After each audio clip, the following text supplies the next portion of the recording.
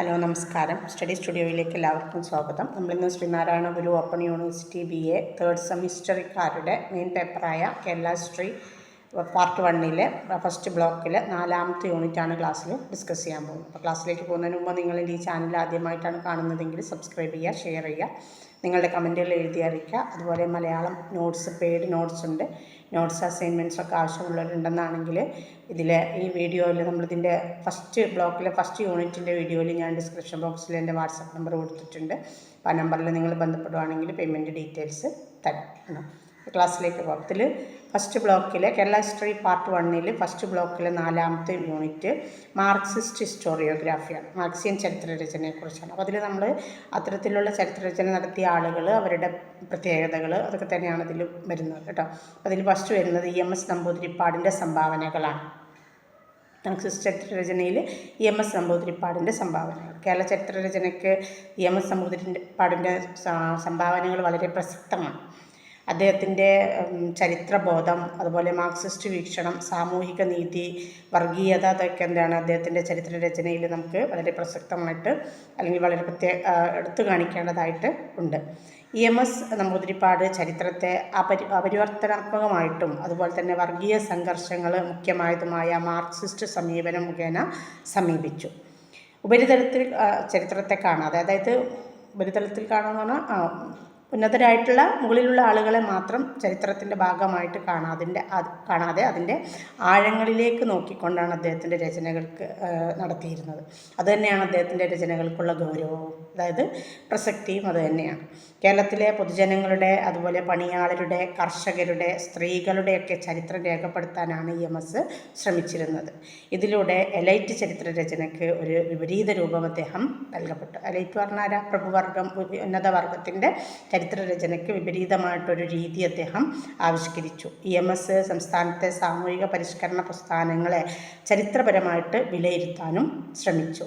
ശ്രീനാരായണ ഗുരു, Ayyankali, Augustine master തുടങ്ങിയ നേതാക്കളെ സാമൂഹിക പരിഷ്കാര ശൃംഖലയിലാക്കി അദ്ദേഹം കൂട്ടിച്ചേർത്തു. കേരളം, മലയാളികളും മലയാളവും എന്ന അദ്ദേഹത്തിൻ്റെ കൃതി. ഇപ്പോൾ EMSൻ്റെ ഒരു കൃതി നമുക്ക് വൺ വേർഡായിട്ട് കിട്ടിയില്ല. ഏതാണ്? കേരളം, മലയാളികളും മലയാളവും എന്ന അദ്ദേഹത്തിൻ്റെ കൃതി എന്താണ്? കേരളീയ സമൂഹത്തിൻ്റെ ഉത്ഭവവും വളർച്ചയും ചരിത്രപരമായിട്ട് പരിശോധിക്കാൻ ശ്രമിച്ച ഒരു ഗ്രന്ഥമാണ്. കേരള ചരിത്രം ഒരു മാർക്സിസ്റ്റ് വീക്ഷണം എന്ന അദ്ദേഹത്തിൻ്റെ മറ്റൊരു കൃതി ചരിത്രത്തെ മാർക്സിയൻ ചിന്താപരിധിയിൽ നിന്ന് പരിശോധിച്ച കൃതിയാണ്. കേരളത്തിലെ സാമൂഹിക യാഥാർത്ഥ്യബോധം ഉൾക്കൊള്ളുന്ന ലളിതവും ശക്തവുമായ ഭാഷയിലാണ് അദ്ദേഹം ചരിത്രം രചിച്ചത്.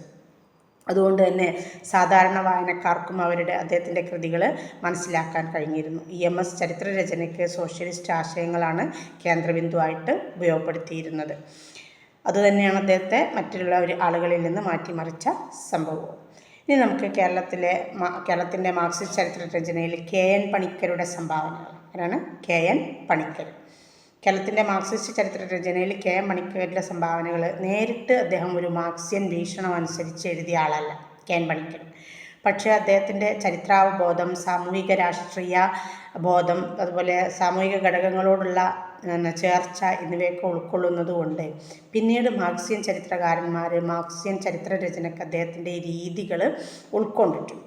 അങ്ങനെയാണ് അദ്ദേഹം എന്താകുന്നത്? ഒരു മാർക്സിയൻ ചരിത്രകാരനായിട്ട് യഥാർത്ഥത്തിൽ മാറുന്നത്.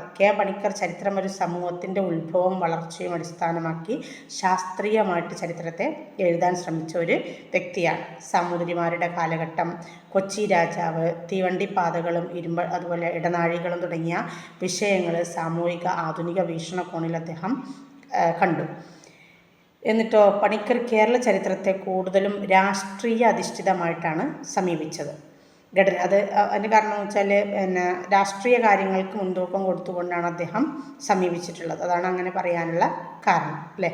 അപ്പോൾ അദ്ദേഹത്തിൻ്റെ പ്രധാന കൃതികളാണ് ഒന്ന് എ ഹിസ്റ്ററി ഓഫ് കേരള, ഒരു കേരള ചരിത്രം എന്നത്. ഈ കൃതിയാണ് ചരിത്രകാരന്മാരെ സ്വാധീനിച്ച പ്രധാന രചന. ഏത് ചരിത്രകാരന്മാരെ? മാർക്സിയൻ ചരിത്രകാരന്മാരെ സ്വാധീനിച്ച പ്രധാന രചന. എന്നാൽ ഈ കൃതിയിൽ ബ്രാഹ്മണ ധാർമ്മിക സംസ്കാരത്തെക്കുറിച്ചുള്ള കുറേ ആശയപരമായ സമീപനം ഉണ്ടായിരുന്നു. അതിനെ പിന്നീട് വിമർശനാത്മകമായിട്ട് മാർക്സിസ്റ്റ് ചരിത്രകാരന്മാർ ഉപയോഗിക്കുകയാണ് ചെയ്തത്. അദ്ദേഹത്തിൻ്റെ മറ്റൊരു കൃതിയാണ് മലബാർ ആൻഡ് ദ പോർച്ചുഗീസ്. മലബാറിലെത്തിയ പോർച്ചുഗീസുകാരെക്കുറിച്ച്. മറ്റൊരു കൃതിയാണ് ഏഷ്യ ആൻഡ് വെസ്റ്റേൺ ഡൊമിനൻസ്. ഏഷ്യയിലെ പാശ്ചാത്യ ആധിപത്യം, Asia and western dominance. Marxist അല്ലാത്തതുകൊണ്ട് തന്നെ അദ്ദേഹത്തിൻ്റെ രചനകൾ ഒരു വ്യത്യസ്ത മേഖലയിൽ നിന്ന് മാർക്സിസ്റ്റ് ചരിത്രബോധത്തിന് പോഷകമായിട്ട് മാറുകയാണ് ചെയ്തത്. അതായത് വിമർശനാത്മകമായിട്ട് അദ്ദേഹത്തിൻ്റെ രചനകളെ കൊണ്ടുവന്നപ്പോൾ അതെന്തായി, മാർക്സിയൻ ചരിത്ര രചനകളായിട്ട് മാറുകയാണ് ചെയ്തത്. അപ്പോൾ എന്താണ്, ഡയറക്റ്റായിട്ട് മാർക്സിയൻ ചരിത്ര രചനയ്ക്ക് സംഭാവന നൽകുകയല്ല ആര് ചെയ്തത്, കെ.എൻ. പണിക്കർ ചെയ്തത്. എന്നാൽ EMS അങ്ങനെയല്ല. EMSൻ്റെ ചരിത്രരചന എന്താണ്, വർഗ്ഗബോധത്തിലൊക്കെ അധിഷ്ഠിതമായ രീതിയിലായതുകൊണ്ട് നേരിട്ട് എന്താണ് മാർക്സിയൻ രീതിയിൽ ഉള്ളതായിരുന്നു. പക്ഷേ കെ.എൻ. പണിക്കരുടെ ഈ ശൈലി അല്ലെങ്കിൽ ഈ രചനാരീതി പിന്നീട് മാർക്സിയൻ ചരിത്രകാരന്മാർക്ക് എന്താ പറയുക ഉപയുക്തമായി മാറുകയാണ് ചെയ്തത്. അതാണ് രണ്ടാളും തമ്മിലുള്ള വ്യത്യാസം. മറ്റോ ഇനി നമുക്ക് കേരളത്തിൻ്റെ ചരിത്രരചനയിൽ മാർക്സിസ്റ്റ് ചരിത്രരചനയുടെ സ്വാധീനം എങ്ങനെയാണെന്നുള്ളതാണ്. കേരള ചരിത്രത്തിലെ മാർക്സിയൻ ചരിത്രരചനയുടെ സ്വാധീനം എന്ന് പറയുമ്പോൾ അത് വളരെ ഊർജ്ജസ്വലവും ദീർഘകാലപരവുമായ ഒരു സംഭവമാണ്. കേരളത്തിലെ ചരിത്രം ഒരിക്കലും രാജാക്കന്മാരുടെയും മഹാരാജാക്കന്മാരുടെയും ഒക്കെ കഥയായിരുന്നു. പക്ഷേ മാർക്സിസ്റ്റ് ചരിത്ര വീക്ഷണം ഈ പരമ്പരാഗത കാഴ്ചപ്പാടിനെ മാറ്റി. ഇതോടെ താഴെത്തട്ടിലുള്ള ജനങ്ങളുടെ സമൂഹവും സാമ്പത്തികവുമായ ചരിത്രം പ്രാധാന്യത്തോടെ ചരിത്രങ്ങളിലേക്ക് കടന്നു വരാൻ തുടങ്ങി. അതാണ് മാർക്സിസ്റ്റ് ചരിത്രരചനയുടെ ഒരു പ്രധാനപ്പെട്ട സ്വാധീനം. സമൂഹത്തെ ഒരു വർഗ്ഗഘടനയായിട്ടും ശക്തി കേന്ദ്രങ്ങൾ തമ്മിലുള്ള സംഘർഷത്തിൻ്റെ പരമ്പരയായിട്ടുമാണ് മാർക്സിയൻ ചരിത്രകാരന്മാർ കണ്ടിരുന്നത്. അതുകൊണ്ട് തന്നെ ജാതി വ്യവസ്ഥയ്ക്കും അതുപോലെ ഭൂസ്വത്ത് ധാരണത്തിനും തൊഴിലാളികളുടെ അവസ്ഥ, കർഷകരുടെ പ്രശ്നങ്ങൾ മുതലായവയൊക്കെ ചരിത്രത്തിൻ്റെ മുൻപന്തിയിലേക്ക് കൊണ്ടുവരാൻ അവർക്ക് സാധിച്ചു. പണ്ടത്തെ വിഭാഗങ്ങളുടെ ചരിത്രം മാർക്സിസ്റ്റ് ചരിത്രരചന മുഖേന ശക്തമായിട്ട് പ്രസിദ്ധീകരിക്കപ്പെട്ടു. ശ്രീനാരായണ ഗുരു, അയ്യങ്കാളി, ചട്ടമ്പി സ്വാമികൾ തുടങ്ങിയവരുടെ പ്രസ്താവനകളെ വെറും ആത്മീയ പരിഷ്കാരമായിട്ട് കാണാതെ അവയെ മാർക്സിസ്റ്റ് ചരിത്രകാരന്മാർ എന്ത് ചെയ്തു, സാമൂഹികവും വ്യവസ്ഥാപിതമായ മാറ്റങ്ങൾക്കുള്ള പോരാട്ടങ്ങൾ എന്ന നിലയിൽ മാർക്സിസ്റ്റ് ചരിത്രകാരന്മാരതിനെ അവലോകനം ചെയ്തു. അപ്പോൾ വെറുമൊരു ഒരു ആത്മീയ പരിഷ്കരണം മാത്രമല്ല അതിലൂടെ ഉദ്ദേശിക്കുന്നത്, അവരുടെ പരിഷ്കാരങ്ങളിലൂടെ സാമൂഹിക മാറ്റം തന്നെ കൊണ്ടുവരാൻ കഴിയുമെന്നുള്ളൊരു ബോധം ചരിത്രരചനയിലൂടെ മാർക്സിയൻ ചരിത്രകാരന്മാർ കാണിച്ചു കൊടുത്തു. അതാണ് മറ്റൊരു സ്വാധീനം. അതുപോലെ തന്നെ EMS Namboodiripad, P. Govindapillai, K.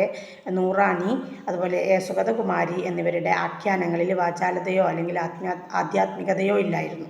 പകരം ഭൂപ്രഭുക്കളും തൊഴിലാളികളും തമ്മിലുള്ള ബന്ധങ്ങൾ, ആഗോളതലത്തിൽ സാമ്രാജ്യത്വം തുടങ്ങിയതിൻ്റെ സ്വാധീനമാണ് അവർ പ്രധാനമായിട്ട് അവരുടെ രചനകളിൽ വിശകലനം ചെയ്തിരുന്നത്. മാർക്സിസ്റ്റ് ചരിത്രരചനയുടെ പ്രധാന സ്വാധീനമായത് ചരിത്രം പ്രഭുക്കളുടെ കയ്യിൽ നിന്ന് ജനങ്ങളുടെ കയ്യിൽ എത്തിച്ചു എന്നുള്ളത് തന്നെയാണ്. ഇത് വിദ്യാഭ്യാസ മേഖലയിലും വലിയ മാറ്റങ്ങൾ ഉണ്ടാക്കുന്നതിലേക്ക് നയിച്ചു. മാർക്സിസ്റ്റ് ചരിത്രകാരന്മാർ കേരളത്തെ ഭൂസങ്കല്പങ്ങളുടെ അല്ലെങ്കിൽ പരിഷ്കാരങ്ങളുടെ ഒരു ചരിത്രമായിട്ടും ജനങ്ങളുടെ പ്രക്ഷോഭങ്ങളുടെ ചരിത്രമായിട്ടുമാണ് ചിത്രീകരിച്ചത്.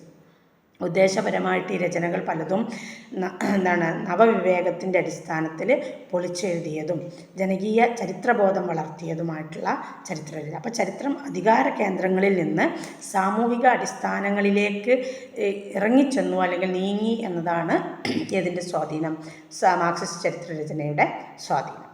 നമുക്കിതിൽ കേരള ചരിത്രരചനയിൽ രാജൻ ഗുരുക്കളും AR രാഘവ വാര്യരും ഉപയോഗിച്ച ഇൻ്റർ ഡിസിപ്ലിനറി സമീപനമുണ്ട്. ആ സമീപനത്തെക്കുറിച്ചാണ്. കേരള ചരിത്രരചനയിൽ രാജൻ ഗുരുക്കളും MR രാഘവ വാര്യരും സ്വീകരിച്ച ഇൻ്റർ ഡിസിപ്ലിനറി സമീപനം പരമ്പരാഗത ചരിത്രരചനയെ മറികടന്ന് നവീന വായനയ്ക്കുള്ള ഒരു വാതിൽ തുറന്നു അല്ലെങ്കിൽ അതിനുള്ളൊരു അവസരം ഒരുക്കി എന്നതാണ്. അതുകൊണ്ട് തന്നെ അത് വളരെ സുപ്രധാനവുമാണ്. രണ്ടുപേരുടെയും സമീപനം ചരിത്രത്തെ ഭൗതികതയും മാനസികതയും സംയോജിപ്പിച്ച് ഒരു വ്യത്യസ്ത ശാസ്ത്രീയ ശാഖയിലൂടെ വായിച്ചെടുക്കാനാണ് ശ്രമിച്ചത്. ഇൻ്റർ ഡിസിപ്ലിനറി സമീപനം എന്ന് പറയുന്നത് ചരിത്രം പരിശോധിക്കുമ്പോൾ വിവിധ വിഷയശാഖകളുടെ ആശയങ്ങൾ സംയോജിപ്പിച്ചത്. ഇൻ്റർ ഡിസിപ്ലിനറി എന്നാൽ വിവിധ വിഷയങ്ങളെ കൂട്ടിയോജിപ്പിച്ചതാണ് കേട്ടോ. അപ്പോൾ ചരിത്രത്തിൽ ചരിത്ര വസ്തുക്കളെ മാത്രമല്ല പല ശാഖ, ഇപ്പോൾ പുരാവസ്തുശാസ്ത്രം, തത്വചിന്ത, ഭാഷാശാസ്ത്രം, മാനവശാസ്ത്രം, അതായത് ആന്ത്രോപോളജി, കല, സാഹിത്യം, അതുപോലെ ഭൗമശാസ്ത്രം, ഇതിനെയൊക്കെ ഏതിൻ്റെ ഭാഗമായിട്ട് എടുത്തിട്ടുണ്ട്, ചരിത്രത്തിൻ്റെ ഭാഗമായിട്ട് എടുത്തിട്ട് അതിൽ നിന്നെല്ലാം ആശയങ്ങൾ ഉൾക്കൊണ്ടുകൊണ്ട് ചരിത്രരചന നടത്തി എന്നതാണ് ഇൻ്റർ ഡിസിപ്ലിനറി എന്നതുകൊണ്ട് ഉദ്ദേശിക്കുന്നത്. ഇനി രാജൻ ഗുരുക്കളുടെ സമീപനം, രണ്ടുപേരുടെ വ്യത്യസ്തമായിട്ടൊന്ന് നോക്കാം നമുക്ക്. രാജൻ ഗുരുക്കളുടെ സമീപനം, അദ്ദേഹം തത്വചിന്തയും കലയും ചരിത്രത്തിൽ കൊണ്ടുവന്നു. അതുപോലെ തന്നെ നാടോടി പാഠങ്ങളും സന്ദർശനങ്ങളും. ചരിത്രത്തിൽ നാടോടി പാരമ്പര്യങ്ങൾ തദ്ദേശീയ ജ്ഞാന രീതിയിലൂടെ പരിശോധിക്കാനാണ് അദ്ദേഹം ശ്രമിച്ചത്. അപ്പോൾ നാടോടി പാരമ്പര്യങ്ങൾ അതായത് പ്രദേശത്തിൻ്റെ പ്രത്യേകതകളാണല്ലോ എടുത്ത് പറയുക, അപ്പോൾ അതിന് പരിശോധിക്കാനാണ് അദ്ദേഹം ശ്രമിച്ചത്. അതുപോലെ പുരാവസ്തു ശാസ്ത്രത്തെ അദ്ദേഹം തൻ്റെ കേരള ചരിത്ര രചനയിൽ ഉൾപ്പെടുത്തി. അത് അദ്ദേഹത്തിൻ്റെ സമീപനം. മറ്റൊരു പ്രത്യേകത. പിന്നെ ഭാഷാശാസ്ത്രപരമായ ഉപാധികൾ അദ്ദേഹം ചരിത്രരചനയ്ക്ക് വേണ്ടിയിട്ട് ഉപയോഗപ്പെടുത്തി. അതായത് വാര്യർ ഭാഷയുടെ വികാസം, ലിപികൾ, പ്രാചീന രേഖകൾ എന്നിവയുടെ ഭാഷാശാസ്ത്രപരമായ വിശകലനം മുഖേന സാമൂഹിക ധാർമ്മിക സ്ഥിതി പുറത്തു കൊണ്ടുവരാൻ ശ്രമിച്ചിട്ടുണ്ട്. അപ്പോൾ അതൊക്കെയാണ് രാജൻ ഗുരുക്കളുടെ രചനയുടെ പ്രത്യേകത. ഇനി AR രാഘവ വാര്യരുടെ സമീപനം. MR രാഘവാര്യർ, AR അല്ല, MR. അദ്ദേഹം പുരാവസ്തു ശാസ്ത്രം ഉപയോഗപ്പെടുത്തി, നേരത്തെ പറഞ്ഞ പോലെ തന്നെ. പിന്നെ ഭാഷാശാസ്ത്രപരമായ ഉപാധികളെ അദ്ദേഹവും രചനയിൽ ഉപയോഗപ്പെടുത്തി. പിന്നെ തത്വശാസ്ത്രത്തെ അദ്ദേഹം ചരിത്രത്തിൽ ചേർത്തു. ധാർമ്മിക ചിന്തകളും പ്രാചീന ഭാരതീയ ദർശനങ്ങളും ഒക്കെ ചരിത്രത്തിൻ്റെ ഭാഗമായിട്ട് അദ്ദേഹം സ്വീകരിച്ചു. പിന്നെ ചരിത്രത്തെ ഒരു ഐക്യരൂപമായി അതായത് പല ജീവജാലങ്ങളുടെയും പ്രകടനങ്ങളെ കൂട്ടായിട്ട് സമീപിക്കുന്ന ഒരു രീതി വാര്യർ സ്വീകരിച്ചു. പിന്നെ സമൂഹം, സംസ്കാരം, വിശ്വാസം, കല, ചരിത്രം എന്നിങ്ങനെ വകഭേദങ്ങളായിട്ടുള്ള അറിവുകൾ അദ്ദേഹം ചരിത്രത്തിലേക്ക് കൂട്ടിച്ചേർത്തു.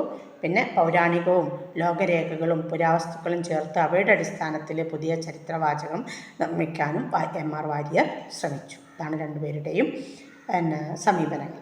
ഇനി നമുക്കിതിൽ കേരളത്തിൻ്റെ ഇന്നലെകൾ എന്ന കൃതിയിൽ പരമ്പരാഗത രാഷ്ട്രീയ ചരിത്രത്തെക്കുറിച്ചുള്ള നമ്മുടെ KN ഗണേശൻ്റെ വിമർശനം എന്താണെന്നുള്ളത്. അപ്പോൾ ആരാണ് കേരളത്തിൻ്റെ ഇന്നലെകൾ എന്ന ഗ്രന്ഥം എഴുതിയത് എന്നതിന് ആൻസറായി. ആരാണ്? KN ഗണേശനാണ്. അപ്പോൾ ചരിത്രത്തിൻ്റെ ഇന്നലെകൾ എന്ന ഗ്രന്ഥത്തെക്കുറിച്ച് ചോദിച്ചാൽ നമുക്ക് ഇതന്നെയാണ് ഇപ്പോൾ ഈ പറയണത് തന്നെയാണ് എങ്ങനെ ചോദിച്ചാലും എഴുതാനുള്ളത് കേട്ടോ. കേരളത്തിൻ്റെ ഇന്നലെകൾ എന്ന കൃതിയിൽ KN ഗണേശൻ്റെ പരമ്പരാഗത രാഷ്ട്രീയ ചരിത്രത്തിനെതിരായ വിമർശനം ചരിത്രബോധത്തിലൊരു ഗൗരവമായ മാറ്റമാണ് സാധ്യമാക്കിയത്.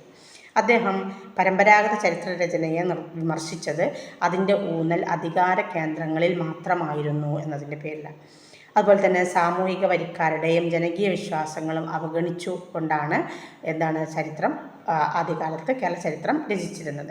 KN ഗണേശൻ ചെയ്തു അദ്ദേഹം ഇത്തരത്തിലുള്ള ചരിത്രം രചിക്കേണ്ടത് എന്നത് ചൂണ്ടിക്കാട്ടുന്നതിന് ധൈര്യം കാണിച്ചു. പരമ്പരാഗത കേരള ചരിത്രം അടിസ്ഥാനപരമായിട്ട് രാജാക്കന്മാരുടെയും യുദ്ധങ്ങളുടെയും ഭരണകൂടങ്ങളുടെയും ചരിത്രമാണ്. ഇത് അധികാരത്തിൻ്റെ ചരിത്രം മാത്രമായിട്ടപ്പോൾ മാറി. അങ്ങനെ താഴെ തട്ടിലുള്ള ജനങ്ങളുടെ ചരിത്രം ഇതിലില്ല, ആ രചിക്കപ്പെട്ട ചരിത്രത്തിലില്ല.